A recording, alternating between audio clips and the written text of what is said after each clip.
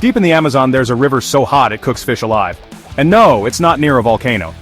For centuries, locals called it Shane Timpishka, boiled by the sun. But scientists were baffled, until this guy.